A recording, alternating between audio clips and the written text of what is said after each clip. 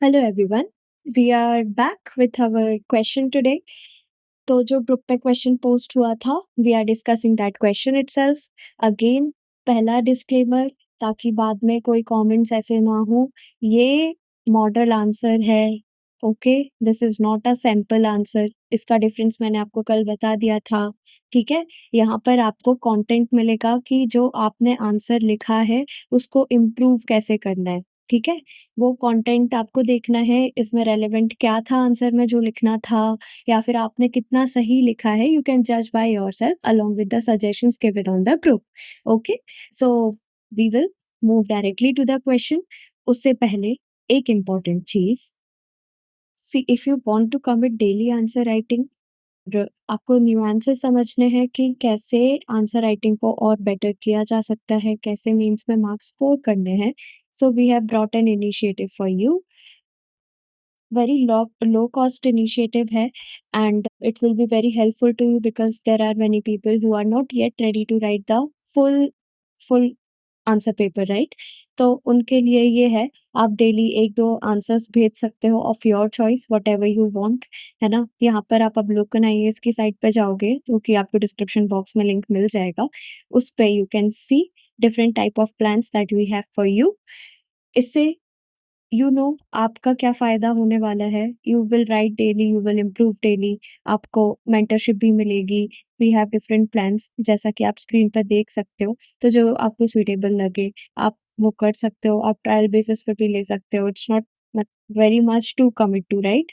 So this is the thing. और इसके अलावा जो इसमें भी कंफर्टेबल नहीं है, लाइक फ्री इनिशिएटिव जो चाहते हैं, तो टेलीग्राम पे the channel is going on. वहाँ पर बच्चे रोज आंसर लिख के अपलोड करते हैं, and we give them suggestions कि इसको कैसे इम्प्रूव करना है। एंड ऑल्सो उसके साथ साथ मैं रिकॉर्डिंग तो प्रोवाइड करती ही हूँ, तो you can improve from that also. But I will say कि एक बार ट्राई करो कि आपको एक 1-to-1 मेंटरशिप वाला प्लेटफॉर्म मिले, जिसमें आप प्रॉपर इवैल्यूएशन करा सको to gain insights into nuances of answer writing. Okay, so moving on to the question. Question is, constitutional amendment in India are more flexible than in the United States, but less flexible than in UK. Compare the amendment procedures and democratic implications. ठीक है, मतलब क्या बोला है कि India की जो amendment है वो फ्लेक्सिबल कहाँ से है, यूनाइटेड स्टेट से, but less flexible in UK.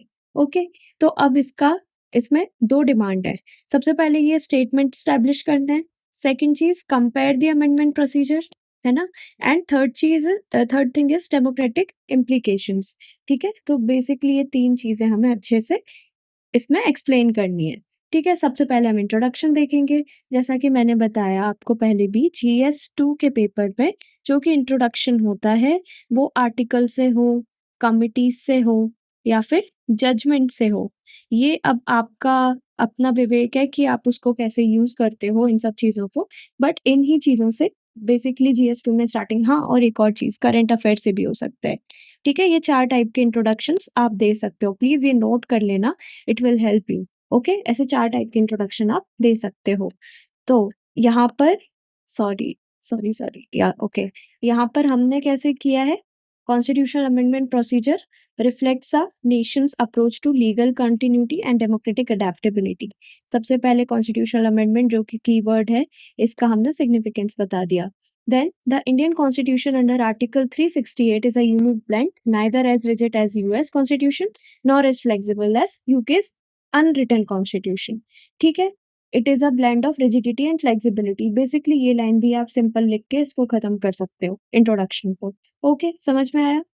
चलो, अब नेक्स्ट पार्ट डायरेक्टली हम क्या करेंगे, comparison of amendment procedure. Question की एक्सप्लिसिट डिमांड है ये, है ना। हमने जो स्टेटमेंट है वो हमने इंट्रोडक्शन में आपका पूरा एक्सप्लेन कर दिया। हमेशा यही करना है, ट्राई करना है कि जो भी स्टेटमेंट दिया है उसको इंट्रोडक्शन में आप एक्सप्लेन कर दो। देन अगर और 2 डिमांड है तो directly move on to that part, अगर 10 मार्कर है तो। Okay, compare the amendment procedures, तो कंपैरिजन किया हमने अमेंडमेंट प्रोसीजर का। अब यहाँ पर तो क्या टाइपिंग है, बट अब यहाँ पर बात आ जाती है आपके प्रेजेंटेशन की, तो आपको प्रेजेंटेशन हमेशा नीट एंड क्लीन रखना है। ट्राई टू मेक बॉक्सेस ऐसे प्रॉपर, है ना, ताकि सॉरी बहुत ही टेढ़ी लाइन चली गई है तो ओके, तो try to make boxes properly, ताकि आपका प्रेजेंटेशन नीट एंड क्लीन दिखे। ओके, सो नाउ हम पॉइंट्स देखेंगे बारी बारी से। यूके में अनरिटन कॉन्स्टिट्यूशन है, हाईली फ्लेक्सिबल। ठीक है, इंडिया में partly rigid, partly flexible, US में रिटन और हाईली रिजिड। समझ में आया? ठीक है, तो यूके में बेसिकली अनरिटन इसीलिए है क्योंकि वो कन्वेंशंस और ट्रेडिशंस पर वर्क करता है। ओके, ये बात है। Second is ordinary law amend the constitution, 3 types, simple majority, special majority, ratification. और यूएस का तो 2/3 इन कांग्रेस और 3/4 स्टेट, ये इनका प्रोसीजर है। ठीक है, अब यहाँ पे हम अगर ऐसे पॉइंट्स डाल देंगे तो ज्यादा बेटर रहेगा। Parliamentary supremacy, no judicial review. Judicial review India में अलाउड है। केशवानंद भारती केस से ये डॉक्ट्राइन आई थी, ये आपका एग्जाम्पल हो गया। Supreme court interprets and protect the constitution US में। Then frequent legislations, that is Brexit legislations. अब अनरिटन है, फ्लेक्सिबल है तो फ्रीक्वेंट हो जाता है ना। इंडिया में 100 अमेंडमेंट्स हुई हैं सिंस 1950, ये प्रॉपर आपने एग्जाम्पल दे दिया इन नंबर्स। ठीक है, और यूएस में ओनली 27 अमेंडमेंट्स क्योंकि हाईली रिजिड है। तो ये आपका प्रॉपर फॉर्मेट रहेगा कंपेयर करने का, किसको? अमेंडमेंट प्रोसीजर को। हम अपने पॉइंट से भटके भी नहीं, हमने डिमांड को अच्छे से एड्रेस भी कर दिया और हमने एग्जाम्पल्स भी दे दिए, हमने केस लॉस भी ला दिए। समझ में आ गया? ऐसे आपको अपने आंसर को हॉलिस्टिक बनाना है। ओके, अब हमने डायरेक्ट वर्ड उठाया क्वेश्चन में से। क्वेश्चन में क्या था? What are the democratic implications. Okay, तो ये था ना डेमोक्रेटिक इम्प्लीकेशंस, तो हमने डायरेक्टली यहाँ पर हेडिंग क्या लगाई? Democratic implications. कुछ ज्यादा नहीं, कुछ कम नहीं, just from the question we have taken the keyword for the heading. Okay, so पहली क्या है डेमोक्रेटिक इम्प्लीकेशन? पीपल पार्टिसिपेशन पे होगी, क्योंकि बात अगेन डेमोक्रेसी की है तो पीपल पार्टिसिपेशन की पहली होगी। ठीक है, यूएस में क्या है, इंडिया में क्या है, यूके में क्या है, that you can read yourself. US में लिमिटेड है, क्यों? Public demand, gun culture often remain unfulfilled. India में टाइमली रिफॉर्म्स होते हैं through elected parliament while maintaining check, 73rd 74th amendment. UK में too easy to amend, again ऊपर वाले में हमने देखा था यही था।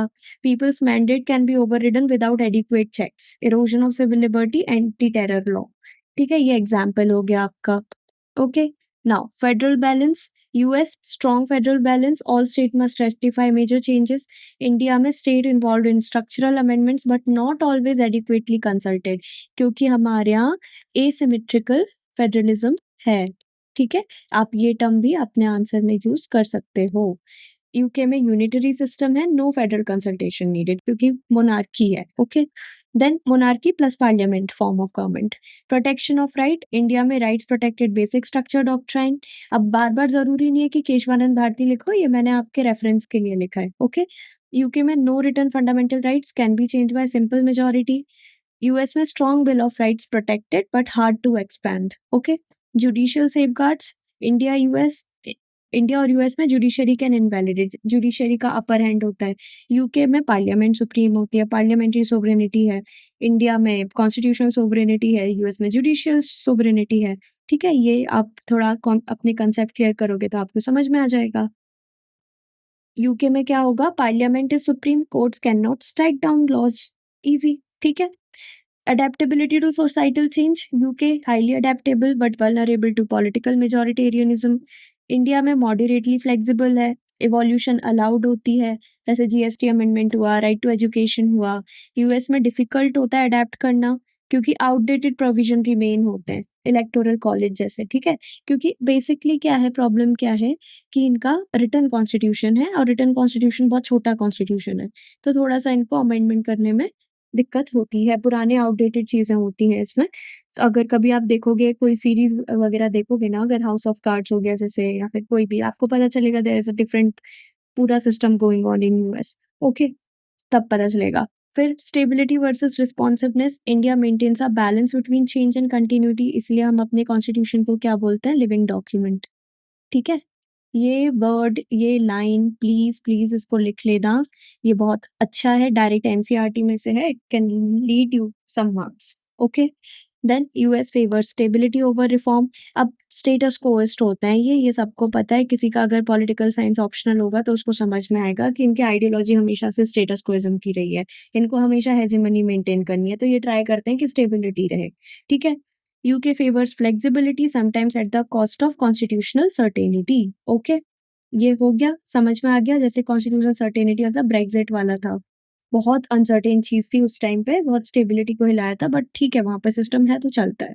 ओके, सो ये था। अब देखो, अगर ऐसा क्वेश्चन पेपर में आ जाए आउट ऑफ नोवेयर, अब तो हमें पता है कैसा आ सकता है, बट कभी ऐसा अनसर्टेन क्वेश्चन आ जाए, try to think about the ideology. जैसे मैंने बताया आपको यूएस का स्टेटस क्वेश्चन, तो ये कैसे सोचते होंगे, ये कैसे करते होंगे, इनकी पॉलिटी कैसे चलती होगी, that you have to take care. बाकी पर देखो, कंपैरिजन हमेशा कॉन्स्टिट्यूशंस में आता है, तो इसका इम्पोर्टेंट ये है कि आप नोट्स बना लो। रशिया, चाइना, ठीक है, और यूरोप की कुछ जो इम्पोर्टेंट कंट्रीज हैं वो, यहाँ पर अफ्रीका भी देख लो एक बार, है ना। तो यहाँ पर कैसा क्या सिस्टम है, यू हैव टू नो, क्योंकि ये सब बड़ी बड़ी कंट्रीज हैं and you have to be specific about it. ठीक है। Now moving on to the conclusion. Conclusion हम लिखेंगे छोटा सा सुंदर सा, because already we have exceeded our word limit. ठीक है, ये तो मैंने आपको नोट्स दिए हैं इसीलिए इतना सारा है। अदरवाइज जैसे अगर आप गिनोगे ना तो 1, 2, 3, 4, 5 और 6 दिए हैं। ठीक है, पॉइंट्स 6 में से अगर आप 5 या 4 भी लिख दोगे इन सब पॉइंट्स के साथ, तो आपको अच्छे अच्छे मार्क्स मिल जाएंगे। ठीक है, इतना मतलब जितना स्पेस हो उस हिसाब से लिखना। कॉम्प्रोमाइज मत करना कि एक पार्ट ज्यादा लिख दिया, एक पार्ट कम लिख दिया, सब पार्ट इक्वल होना चाहिए। बैलेंस बना के चलना है और कंटिन्यूटी बना के चलिए, इंडियन कॉन्स्टिट्यूशन जैसे। आई बात समझ में? Don't be so rigid while writing the answer. Now, India's amendment system ensures democratic responsiveness, ये आपके कीवर्ड हैं जो मैंने हाईलाइट किए हैं। ठीक है, while preserving constitutional sanctity, okay, a balance between evolution and endurance। ये कंक्लूजन लिख के रख लो। कोई भी कॉन्स्टिट्यूशन से रिलेटेड क्वेश्चन आएगा, आपको यही छाप देना है। आई बात समझ में? क्योंकि इस हिसाब के कीवर्ड्स टर्मिनोलॉजी आपको मिलेंगे नहीं। ये आपका बेसिकली एक एनरिचमेंट होता है ना। तो ये सब चीजें रख लो, it will help you out. Okay, और कोई डाउट हो पूछो, कमेंट में लिख देना, ग्रुप पे पोस्ट कर देना। I will be here to and मतलब answer all your doubts whatever. और प्लीज ट्राई करो कि आप रोज कंटिन्यूटी मेंटेन करो आंसर राइटिंग में। अदरवाइज ये जो वर्ड्स आप पढ़ रहे हो, ये कंसेप्ट जो आप पढ़ रहे हो, वो क्लियर नहीं होंगे तो वो आपके आंसर पे नहीं झलकेंगे within the time frame. ठीक है, अगर उसको कंटिन्यूटी में लाना है तो you have to be consistent about it. Okay, चलो ठीक है, आज के लिए इतना ही। दूसरा क्वेश्चन कल करेंगे। तब तक के लिए keep writing, keep evolving. Okay, thank you.